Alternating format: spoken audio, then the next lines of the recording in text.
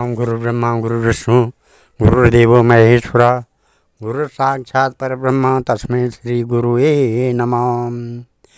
ओम नमः आदो देवकी देवगर्भजननं गोपे गिरिवर्धनं मायापूतन जीवतापहरणं गोवर्धनोद्धारणं कंसच्छेदनकौरवादिहननं कुन्तीसुतापालनम् एतत् श्रीमद्भागवतं पुराणकथितं श्रीकृष्णलीलामृतम्। ॐ निगमकल्पतरोर्गलितं फलं सुखमुखाद्रव अमृतसंयुतं पिबत भागवतं रसमालया मुहुरहो रसिका भुवि भावुका। ओम श्रीमन्नारायण नारायण नारायण भजमन्नारायण नारायण नारायण लक्ष्मी नारायण नारायण नारायण बद्री नारायण नारायण नारायण।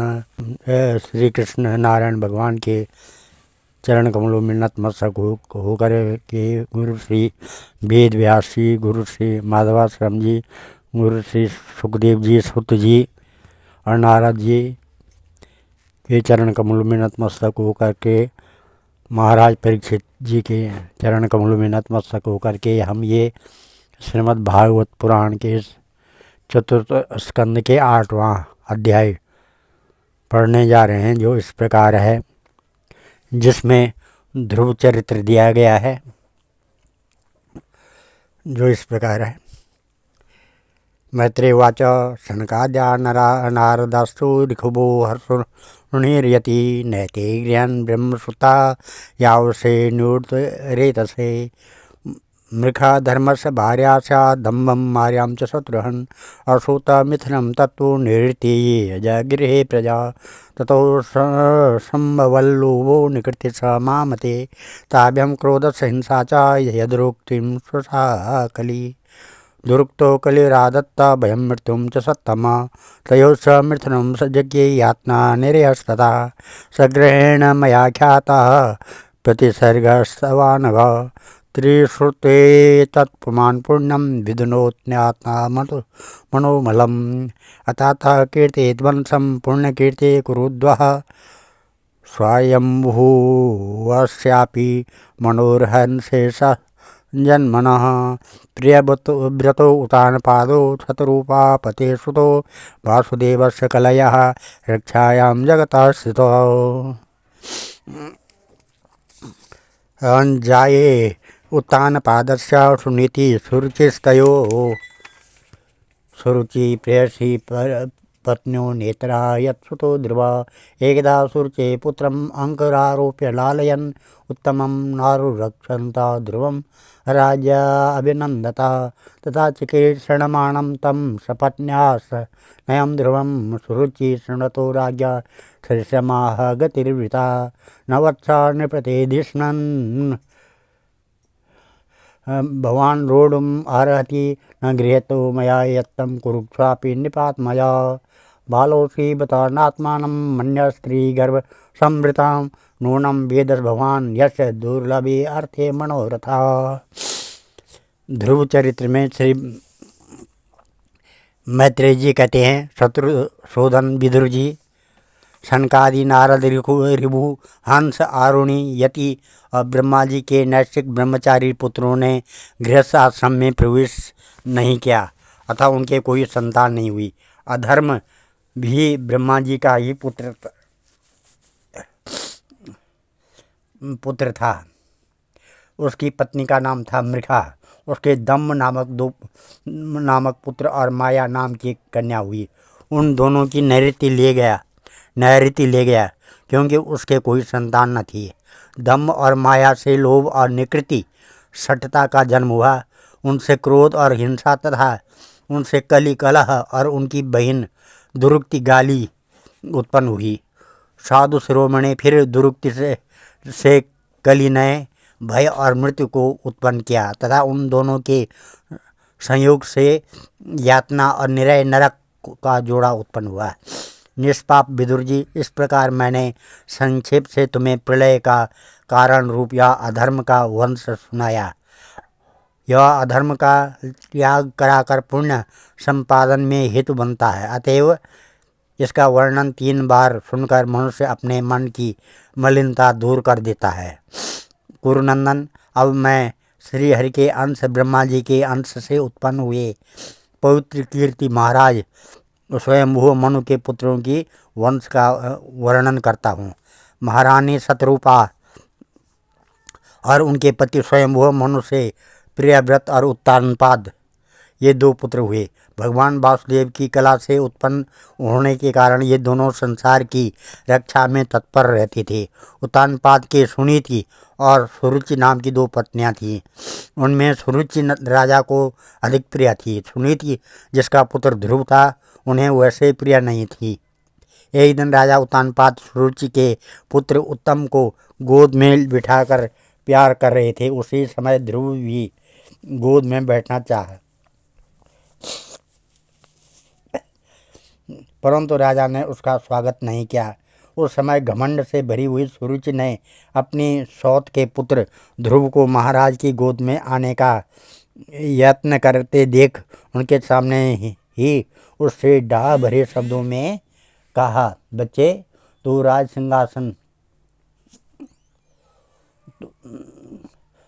सिंहासन पर बैठने का अधिकारी नहीं है।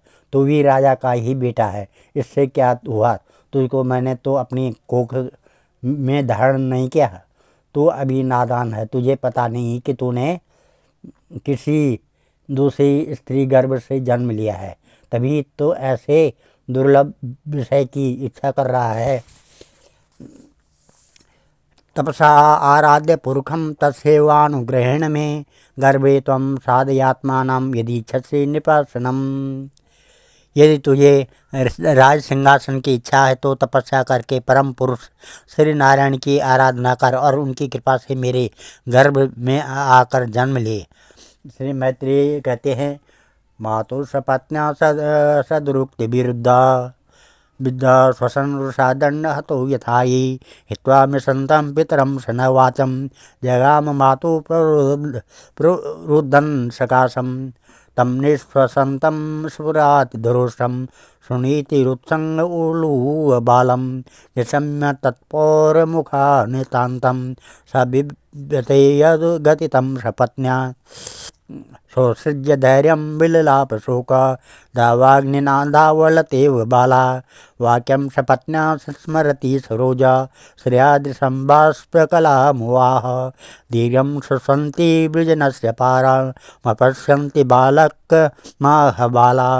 मामङ्गलं तात परेषुमस्थं भुक्तिजनो यत् परदुःखदस्तन् सत्यं सुरुच्या विहतं भवान् मे यदा दुर्भगाया उदरे गृहीत स्तन्येतेन वृद्धस्य विलज्जत्येयां भारेति वा बूढमिरस्पतिर्मम आतिष्ठ तत्तात विमत्सरस्व मुक्तं समात्रापि यद बलिकम् आराधयाधोक्षज पादपद्मं यदीक्षसे ध्यासनम् उत्तमो यथा यस्याङ्घ्रिपद्मं परिचर्य विश्वं विभावनाः यत्कुणा विपते अजोत्तिष्ठत् खलु पारमेष्ठं पदं जितात्मा स्वनभिवन्नं तथा मनोरो भगवान् पितामहो इमेकमत्या पुरुदक्षिणामखे इष्टा विपेते दुर्वात्मन्यतो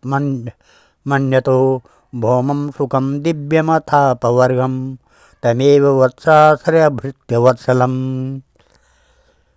मुमुक्षुभिर्म्यज्ञपदाब्जपद्धुतम् अनन्यभावे निजधर्मभाविते मनस्यवस्थाप्य भजस्व पुरुषं नान्यं तथा पद्मपलाशलोचनात् दुःखच्छिदं ते मृगमापि कञ्चन यो मृग्यते हस्तगृहीत्य पद्मया श्रुतेतरङ्गे बृहमज्ञमाणयः। श्री मैत्रेय जी कहते हैं, विदुर जी, जिस प्रकार डंडे की चोट पर खाकर सांप फुंकार मारने लगता है, उसी प्रकार अपनी सौतेली माँ की कठोर वचनों से घायल होकर ध्रुव को क्रोध के मारे लंबी लंबी सांस लेने लगा। उसके पिता चुपचाप यह सब देखते रहे, मुंह से एक शब्द भी नहीं बोले। तब पिता को छोड़कर ध्रुव रोता हुआ अपनी माता के पास आया। उसके दोनों होंठ फड़क रहे थे और वह सिसक सिसक कर रो रहा था। सुनीति ने बेटे को गोद में उठा लिया और जब महल के दूसरे लोगों से अपनी सौत सुरुचि की कही हुई बातें सुनी, तब उसे भी बड़ा दुख हुआ। उसका धीरज टूट गया। वह दावानल से जली हुई बेल के समान शोक से संतप्त होकर मुरझा गई। तब विलाप करने लगी। सौत की बातें याद आने से उसके कमल सरी के नेत्रों में आंसू भर आए। उस बेचारी को अपने दुख पारावार कहीं अंत ही नहीं दिखाई देता था। उसने गहरी सांस लेकर ध्रुव से कहा, बेटा, तो दूसरों के लिए किसी प्रकार के अमंगल की कामना मत कर। जो मनुष्य दूसरों को दुख देता है उसे स्वयं ही उसका फल भोगना पड़ता है। सुरुचि ने जो कुछ कहा है ठीक ही है, क्योंकि महाराज को मुझे पत्नी तो क्या दासी स्वीकार करने में भी लज्जा आती है। तूने मुझ मंद भागनी के गर्भ से ही जन्म लिया है और मेरे ही दूध से तू पला है। बेटा, सुरुचि ने तेरी सौतेली माँ होने पर भी बात बिल्कुल ठीक कही है। अतः यदि राजकुमार उत्तम के समान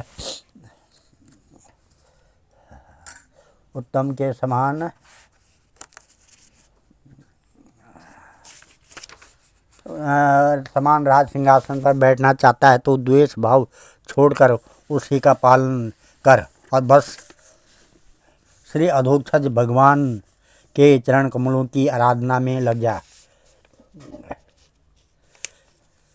संसार का पालन करने के लिए सत्वगुण अंगीकार करने वाले उन श्री हरि के चरणों की आराधना करने से ही तेरे परदादा श्री ब्रह्मा जी को वह सर्वश्रेष्ठ पद प्राप्त हुआ है, जो मन और प्राणों को जीतने वाले मुनियों के द्वारा भी वंदनीय है। उसी प्रकार तेरे दादा स्वयंभू मनु ने भी बड़ी बड़ी दक्षिणाओं वाले यज्ञों के द्वारा अनन्य भाव से उन्हें भगवान की आराधना की थी। तभी उन्हें दूसरों के लिए अति दुर्लभ लौकिक अलौकिक तथा मोक्ष सुख की प्राप्ति हुई। बेटा, तू भी उन भक्तवत्सल श्री भगवान का ही आश्रय ले। जन्म मृत्यु के चक्र से छूटने की इच्छा करने वाले मुमुक्ष लोग निरंतर उन्हीं के चरण कमलों के मार्ग की खोज किया करते हैं। तो स्वधर्म पालन से पवित्र हुए अपने चित्त में श्री पुरुषोत्तम भगवान को बैठा ले तथा अन्य सबका चिंतन छोड़कर केवल उन्हीं का भजन कर। बेटा, उन कमल दल लोचन श्री हरि को छोड़कर मुझे तो तेरे दुख को दूर करने वाला और कोई नहीं दिखाई देता है। देख, जिन्हें प्रसन्न करने के लिए ब्रह्मा आदि अन्य सब देवता ढूंढते रहते हैं, वे श्री लक्ष्मी जी भी दीपक की भांति हाथ में कमल लिए निरंतर उन्हीं श्री हरि की खोज किया करती है।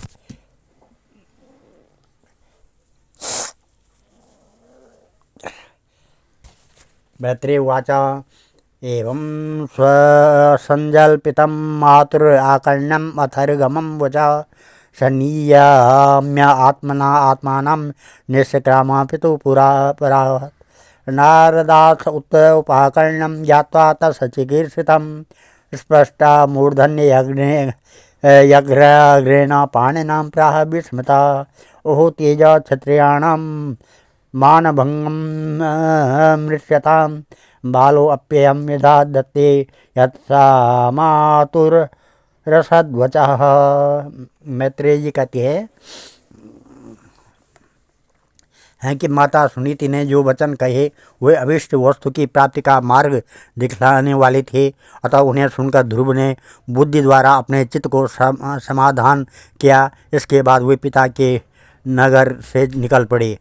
यह सब समाचार सुनकर और ध्रुव क्या करना चाहते हैं इस बात को जानकर नारद जी वहाँ आए। उन्होंने ध्रुव के मस्तक पर अपना पाप नाशक कर कमल फेरते हुए मन ही मन विस्मित होकर कहा, ओहो, क्षत्रियों का कैसा अद्भुत तेज है। वे थोड़ा सा भी मान भंग नहीं सह सकती है। देखो अभी तो यह नन्हा सा बच्चा है, तो भी इसके इसके हृदय में सौतेली माता के कटु वचन घर कर गए हैं। तत्पश्चात नारद ने ध्रुव से कहा, नादो नाप्यवमानं ते सम्मानं वापि पुत्रक लक्ष्यमाणं कुमारस्य सक्तस्य क्रीडनादिषु विकल्पे विद्यनापि हंसतोष हेतवे पुंसो मोहमृते भिन्ना यह लोके निजकर्मभिः परितुष्येत् ततस्तात तावन्मात्रेण पुरुषः दैवोपसादितं यद्वीक्षे स्वर्गतिं बुधा अथवा मात्रोपदिष्टेन योगेन वरुरुत्ससि यत्प्रसादं सवे पुंसं दुराराध्यो मतो मप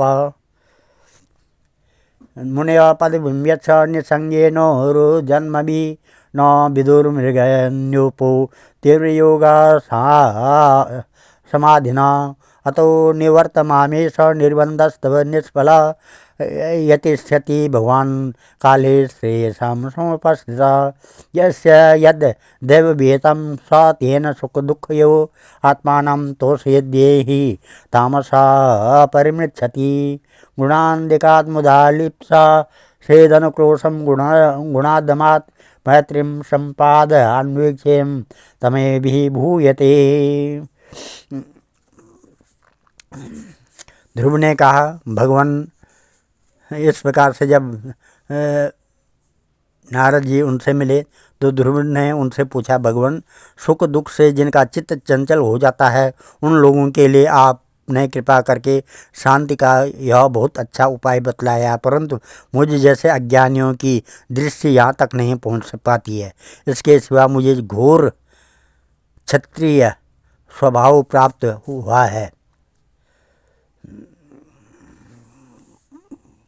प्राप्त होता नमः प्राप्त हुआ है। नारदो वाचा, नारद जी ने ध्रुव से कहा, बेटा अभी तो तू बच्चा है, खेल कूद में ये मस्त रहता है। हम नहीं समझते कि इस उम्र में किसी बालक ने तेरा सम्मान या अपमान हो सकता है। यदि तुझे माना अपमान का विचार ही हो तो बेटा अपना असल में मनुष्य के असंतोष का कारण मोह के सिवा और कुछ नहीं है। संसार में मनुष्य अपने कर्मानुसार ही मान अपमान व सुख दुख आदि को प्राप्त कर लेता है। तात भगवान की गति बड़ी विचित्र है, इसलिए उस पर विचार करके बुद्धिमान पुरुष को चाहिए कि दैववश उसे जैसी भी परिस्थिति का सामना करना पड़े उसी में संतुष्ट रहे। अब माता के उपदेश से तू योग साधन द्वारा जिन भगवान की कृपा प्राप्त करने चला है, मेरे विचार से साधारण पुरुषों के लिए उन्हें प्रसन्न करना बहुत कठिन है। योगी लोग अनेकों जन्मों तक अनासक्त रहकर समाधि योग के द्वारा बड़ी बड़ी कठोर साधनाएं करते रहते हैं, परंतु भगवान के मार्ग का पता नहीं पाते। इसलिए तू यह व्यर्थ का हट छोड़ दे और घर लौट जा। बड़ा होने पर परमार्थ साधन का समय आवे तब उसके लिए प्रयत्न कर लेना। विधाता के विधान के अनुसार सुख दुख जो कुछ भी प्राप्त हो उसी में चित्त को संतुष्ट रखना चाहिए। जो करने वाला पुरुष मोहमय संसार से पार हो जाता है। मनुष्य को चाहिए कि अपने से अधिक गुणवान को देकर प्रसन्न हो, जो कम गुण वाला हो उस पर दया करे और जो अपने समान गुण वाला हो उसे मित्रता का भाव रखे। यूँ करने से उसे दुख कभी नहीं दबा सकता है। ध्रुव ने कहा, सोयम समो भगवता सुख दुख हतात्मनां दर्शितं कृपया पुंसं दुयसो द्वयसूयः अथापि मेवनीयस छात्रं घोरमुपेयसु सुरुच्या दुर्वचे बाणैर्न भिन्ने श्रयते यहि पदम त्रिभुवनोत्कृष्ट जिगीषो साधु वर्तमान में बृहत् स्मृत पितृभिर्ब्रह्मस् नन्ये अप्या अधिष्ठितं नूनं भगवान भगवतो य अंगज परमेष्ठिन विततो नटते वीणां मृतार्थं जगतो अकर्मवत्। ध्रुव ने कहा, भगवान सुख दुख जिनका चित्त चंचल हो जाता है, उन लोगों के लिए अपने आपने कृपा करके शांति का यह बहुत अच्छा उपाय बतलाया, परंतु मुझ जैसे ज्ञानी अज्ञानियों की दृष्टि यहाँ तक नहीं पहुँच पाती है। इसके सिवा मुझे घोर क्षत्रिय स्वभाव प्राप्त हुआ है, अतएव मुझ में विनय का प्रायः अभाव है। सुरुचि ने अपने कटुवचन रूपी बाणों से मेरे हृदय को विदीर्ण कर डाला है, इसलिए उसमें आपका यह उपदेश नहीं ठहर पाता है। ब्रह्मन, मैं उस पद पर अधिकार करना चाहता हूँ जो त्रिलोकी में सबसे श्रेष्ठ है तथा जिन पर मेरे बाप दादे और दूसरे कोई भी आरूढ़ नहीं हो सके हैं। आप मुझे उसी की प्राप्ति का कोई अच्छा सा मार्ग बतलाए। आप भगवान ब्रह्मा जी के पुत्र हैं और संसार के कल्याण के लिए ही वीणा बजाते सूर्य की भांति त्रिलोकी में विचरा करते हैं। मैत्रेय उवाच इत्युतहितमाकर्ण्य भगवान् नारदस्तथा प्रीतः सत्प्रत्यय तं बालं तद्वाक्यम् अनुकंपया। इस प्रकार से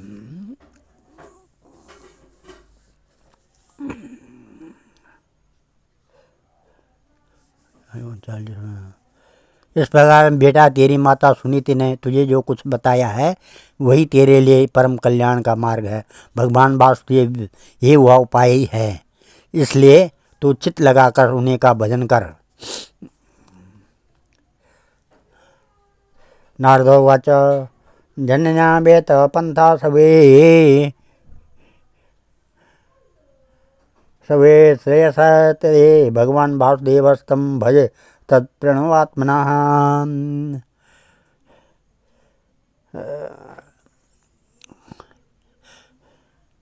आत्मनार्द प्रणवात्मना धर्मात्काम मोक्षाख्यम इथेच्छेयम आत्मना एकेमेव हरेस्तत्र कारणं पादसेवम। तदा गच्छ भद्रं ते यमुना तटस्य शुचि पुण्यं मधुवनं यत्र सान्निध्यं नित्यदा हरे। स्नात्वानुशवनं कस्मिन् कालिन्द्याशल्ये शिवे कृत्वोचित्तानि निवसन्नात्मनः कल्पितासनः। प्राणायामेन त्रिवृता प्राणेन्द्रिया मनोमलं शाण्डेर्व्यूर्दस्यभिर्ध्यायेन् मनसा गुरुणां गुरुं। प्रसादी मुखं शाश्वत प्रसन्ना बदने क्षणं सुनासं सुप्रभं चारुकपोलं सुरसुंदरम। जिस पुरुष को आप अपने लिए धर्म अर्थ काम और मोक्ष रूपी पुरुषार्थ की अभिलाषा हो, उसके लिए उनकी प्राप्ति का उपाय एकमात्र श्री हरि के चरणों का सेवन है। बेटा, तेरा कल्याण होगा। अब तू श्री यमुना जी के तटवर्ती परम पवित्र मधुबन को जा। वहाँ श्री हरि का नित्य निवास है। वहाँ श्री कालिंदी के निर्मल जल में तीनों समय स्नान करके नित्य कर्म से निवृत्त हो यथा विधि आसन बिछाकर स्थिर भाव से बैठना। फिर रेचक, पूरक और कुंभक 3 प्रकार के प्राणायाम से धीरे धीरे प्राण, मन और इंद्रिय के दोषों को दूर कर धैर्य युक्त मन से परम गुरु श्री भगवान का इस प्रकार ध्यान करना। भगवान के नेत्र और मुख निरंतर प्रसन्न रहते हैं। उन्हें देखने से ऐसा मालूम होता है कि वो प्रसन्नता पूर्वक भक्तों को वर देने के लिए तैयार हैं। उनकी नासिका, भुएं और कपोल बड़े ही सुहावने हैं। वे सभी देवताओं में परम सुंदर हैं। तरुणं रमणीयांगम अरुणं शेष क्षणाधरम प्रणताश्रयसं स्नृणं सरम्या करुणार्णवं। श्रीवत्सांगं घनश्यामं पुरुषं वनमालिनां शंखचक्रगदा पद्मेर अभिव्यक्ता चतुर्भुजं। किरीटनं कुण्डलिनं केयूरबलयानुतं कौस्तुभाभरणाग्रीवं पीतकौशेयवाससं। काञ्चीकलापपर्यन्तस्थं लसत्काञ्चननूपुरं दर्शनीयतं शान्तं मनोनयनवर्धनं। पद्भ्यां नखमणिश्रेण्यं विलसभ्यं समर्चनां हितपद्मकर्णिकाधृष्णम् आक्रम्यात्मन्यवस्थितं। स्मयामान अविद्येयात् सानुरागावलोकनं नैतेनैकभूतेन मनसा वरदर्शवम्। एवं भगवतो रूपं सुभद्रं ध्यायतो मनः निवृत्त्या पर्यातूर्णं सम्पन्नं न निवर्तते। जप्य स परमो गुह्य श्रूयतां मे नृपात्मजा ये सप्तरात्रं प्रपठन् पुमान् पश्यति खेचरान्। ओम नमः भगवते वासुदेवाय। मंत्रेणानेन देवस्य कुर्यात् द्रव्यमयीं बुधा सपर्यं विविधैर्द्रव्यैर्देशकाला विभागवित शल्ये शुचिभिर्माल्यैर्वन्ये मूल फलादिभिः शस्तांकुरा सुखैर्चार्ते तुलस्या प्रिया प्रभु लब्ध्वा द्रव्यमयीमर्चं क्षिप्य अम्बादिशो वार्चयेत। आवृतात्मा मुनि शांतो यत वांगामित वन्यबुक स्वेच्छावतार चरिते चिंत्य निज माया करेशा उत्तम श्लोकास्तद ध्यायेद द्रेव अंगमं परिचर्या भगवतो यावत्या पूर्व सेविता ताम मंत्र ऋषिनेव प्रयुज्य मंत्र मूर्ते एवं कायेन मंत्रावत्सा स मनोगतां परिचर्यमाणो भगवान भक्ति मत परिचर्याय यया पुंसा मायनं सम्यक भजतां भाववर्धनम् श्रेयोद सत्यविमतं यद्धर्मादिषु देहिनं विरक्ता चेन्द्रियर्तो भक्तियोगेन भूयसा तं निरंतर भावेन भजता द्वा विमुक्ते इत्युक्तस्तं परिक्रम्य प्रणम्य च नृपोर्वकः ययो मधुवनं पूर्णं हरे चरणवचर्चितम्। उनकी तरुण अवस्था है।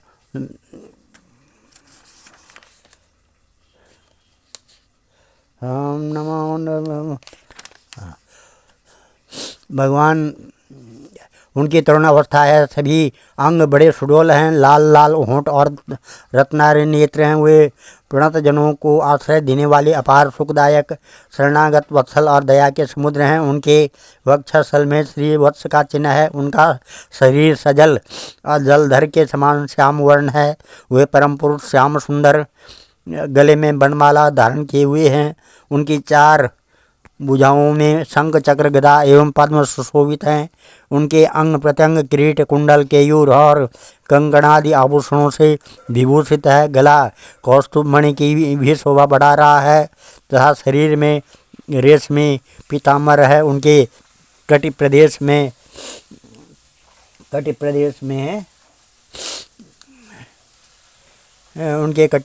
में कांचन की कर धनी आचरणों में स्वर्णमय नूपुर पैजनी सुशोभित है। भगवान का स्वरूप बड़ा ही दर्शनीय शांत तथा मन और नेत्रों के आनंदित करने वाला है। जो लोग प्रभु का मानस पूजन करते हैं उनके अंतःकरण में वे हृदय कमल की कर्णिका पर अपने नख मंडित मनोहर पदार बिंदुओं को स्थापित करके विराजते हैं। इस प्रकार धारणा करते करते जब चित्त स्थिर और एकाग्र हो जाए तब उन वरदायक प्रभु का मन ही मन इस प्रकार ध्यान करके करे कि वे मेरी और अनुराग भरी दृष्टि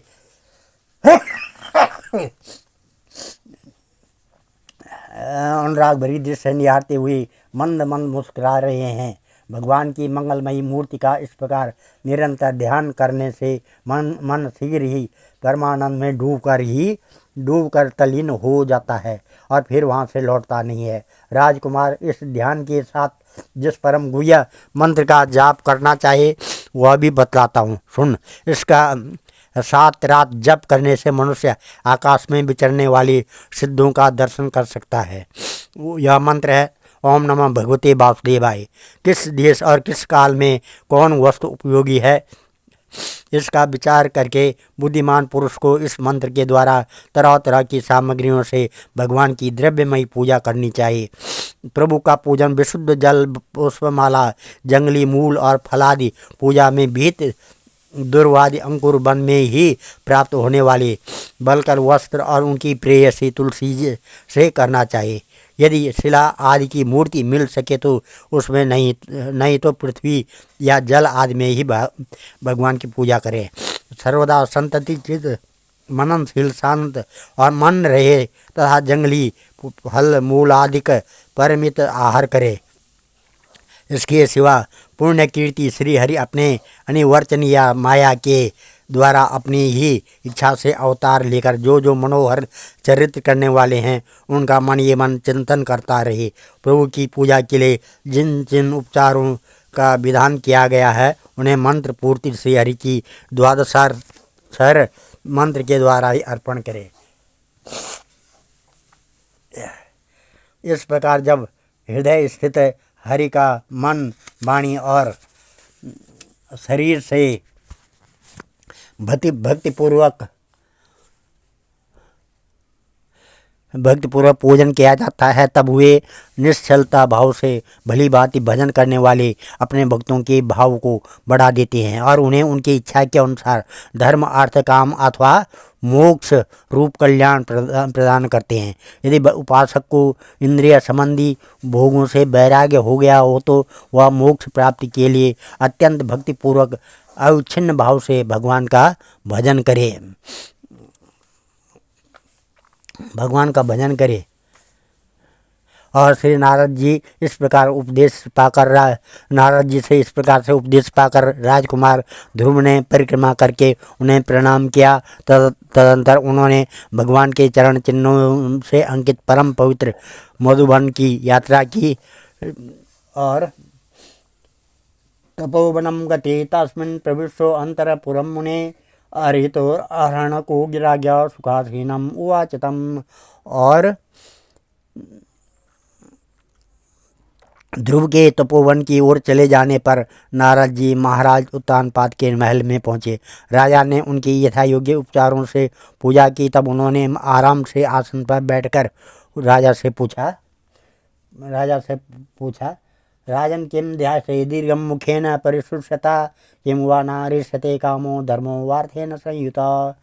नारद जी राजन तुम मुख सूखा हुआ है, तुम बड़ी देर से किसी सोच विचार में पड़े हो। तुम्हारे धर्म अर्थ और काम में किसी में कोई कमी तो नहीं रह गई है।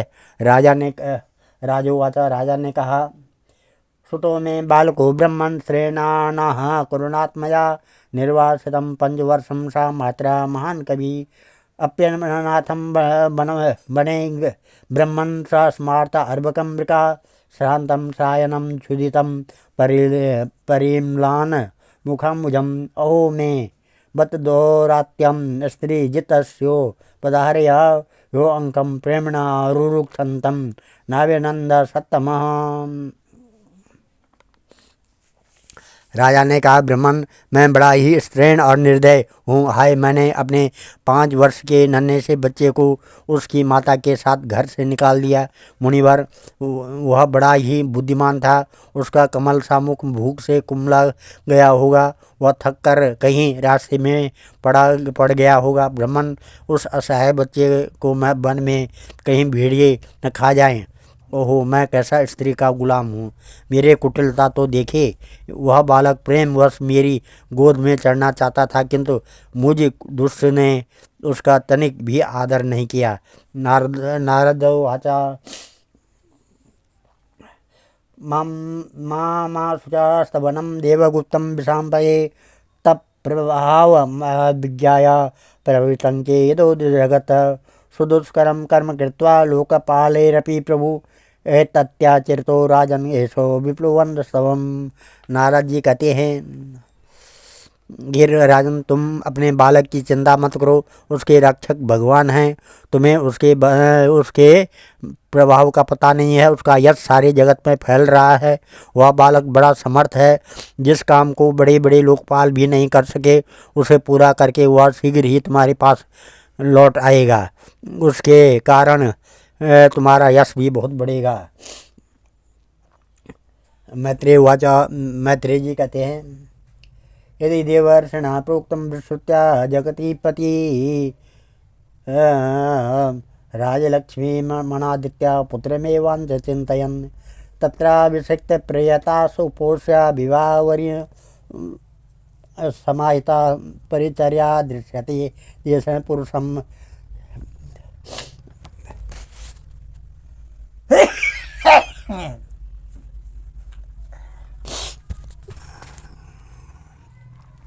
तिराचन्ते तिरात्रान्ते कपित्थ बदराशयन् आत्ममृत्युनुसारेण मांसं निन्ने अर्चयन् भरी द्वितीयं च तथा मासं षष्ठे अर्भको दिने तृणपर्णादिभिः श्रेणे कृतानो अभ्यर्थ विभुम्। राजन तुम अपने बालक अच्छा श्री महते जी कहते हैं देवर्षि नारद जी की बात सुनकर महाराज उत्तानपाद राजपाट की ओर से उदासीन होकर निरंतर पुत्र की चिंता में रहने लगे। इधर ध्रुव जी ने मधुबन में पहुंचकर यमुना जी में स्नान किया और उस रात पवित्रता पूर्वक उपवास करके श्री नारद जी के आदेश उपदेशानुसार एकाग्रचित्त से परम पुरुष श्री नारायण की उपासना आरंभ कर दी। उन्होंने 3 रात्रि के अनंतर से शरीर अवर्चनीय के लिए केवल कैथ और बेर के फल खाकर श्री हरि की उपासना करते हुए 1 मास व्यतीत किया। दूसरे महीने में उन्होंने 6 दिन के पीछे सूखे घास और पत्ते खाकर भगवान का भजन किया। तीसरे महीने में 9 दिन तक केवल जल पीकर समाधि योग के द्वारा श्री हरि की आराधना करते हुए बिताया। चौथे महीने में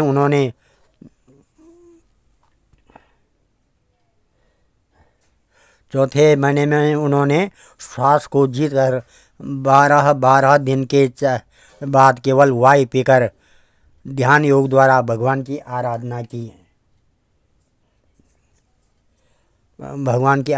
की। ओम तृतीयं चान्मयामास नवमी हनि अलब्ध्यम उत्तम श्लोकम उपादावत्सिता दिना चतुर्थमपि हुए मासम द्वादशे हनि वायुभक्षो जिताश्वासो ध्यायन् देव माधर्यत। पंचमे मासस्य प्राप्ते जिताश्वासो नृपात्मज ध्यायन् ब्रह्मपदेकेन तस्सो साणुरिवाचलः सर्वतो मन आकृष्य हृदि भूतेन्द्रे या समं ध्यायन् भगवतो रूपं नादराक्षे किंचन परम आधारम महादीनम प्रधानम पुरुषेश्वरम ब्रह्म धारय मानसात्रयो लोका चकंपिरे। इस प्रकार से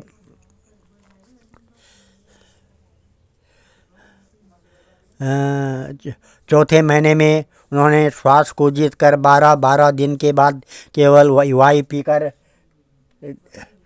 ध्यान योग द्वारा भगवान की आराधना की। 5वां मास लगने पर राजकुमार ध्रुव श्वास को जीतकर पर ब्रह्म को चिंतन करते हुए एक पैर से खंभे के समान निश्चल भाव से खड़े हो गए। उस समय उन्होंने शब्दादि विषय और इंद्रियों के नियामक अपने मन को सब ओर से खींच लिया तथा हृदय सिद्ध हरि के स्वरूप का चिंतन करते हुए चित्त को किसी दूसरी ओर न जाने दिया। जिस समय उन्होंने महदादि संपूर्ण तत्व के आधार तथा प्रकृति और पुरुष के भी अधीश्वर पर ब्रह्म की धारणा की, उस समय उनके तेज को न सह सकने के कारण तीनों लोग कांप उठे।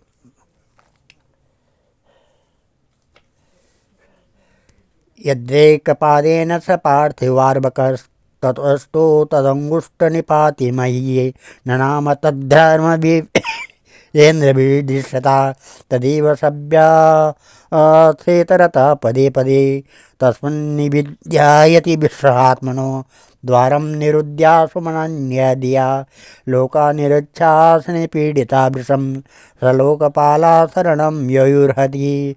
देवाऊचु नैवं विदाम भगवान् प्राणरोधं चराचरस्याखिलसत्त्वधाम्नं विधेहि तन्नो विजनन् विमोक्षं प्राप्तं वयं त्वां शरणं।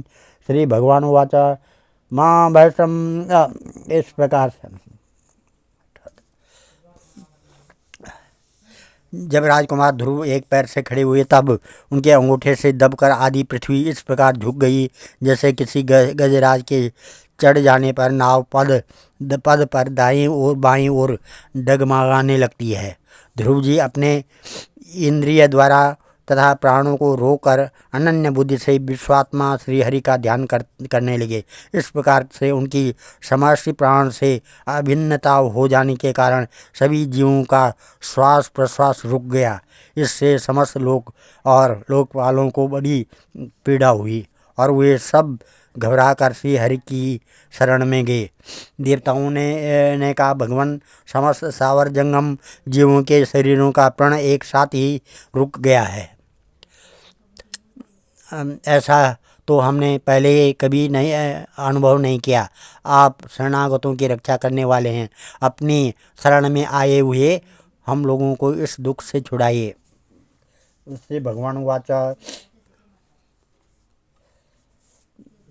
माँ वैष्णव बालम तपसो दुरत्यया निवर्त इससे प्रतिपाद श्रद्धा। माँ वैष्णव बालम तपसो दुरत्यया त्रिवत्स इससे प्रतियात श्रद्धामा। तो ही वह प्राण निरोध आसिद ओतान निधि मही संग्रात्मा। कि श्री भगवान ने कहा, देवताओं, तुम डरो मत। उत्तानपाद के पुत्र ध्रुव ने अपने चित्त को मुझ को विश्वात्मा में लीन कर दिया है। इस समय मेरे साथ उसकी अभेद धारणा सिद्ध हो गई है। इसी से उसके प्राण निरोध से तुम सबका प्राण भी रुक गया है। अब तुम अपने अपने लोकों को जाओ, मैं उस बालक को इस दुष्कर तप से निवृत्त कर दूंगा। आज इस अध्याय को हम यहीं पर समाप्त करते हैं और इस कथा को यहीं पर विराम देते हैं। कल 9वां अध्याय ध्रुव का वर पाकर घर लौटना, इसकी कथा होगी। ओम श्री कृष्ण गोविंद हरे मुरारे, हे नाथ नारायण वासुदेवा। ध्येयं सदा परिभवग्नमविष्टदोहं, तीर्थात्पदं शिवविरञ्जनुतं शरणं भृत्यातिहं प्रणतपालभवाब्धिपोतं। वन्दे महापुरुषते चरणारविन्दं। मङ्गलं भगवान् विष्णु, मङ्गलं गरुडध्वजा, मङ्गलं पुण्डरीकाक्षा, मङ्गलाय तनोहरि, मङ्गलं भगवान् शम्भु, मङ्गलं वृषभध्वजा, मङ्गलं पार्वतीनाथ, मङ्गलाय शिवशङ्कर। सर्वमङ्गलमाङ्गल्ये शिवे सर्वार्थसाधिके, शरण्ये त्र्यम्बके गौरी नारायणी नमस्तुते। नारायणी नमस्तुते। अन्नपूर्णे सदा पूर्णे शंकर प्राण बलवे, ज्ञान सौभाग्य सिद्ध्यर्थम भिक्षा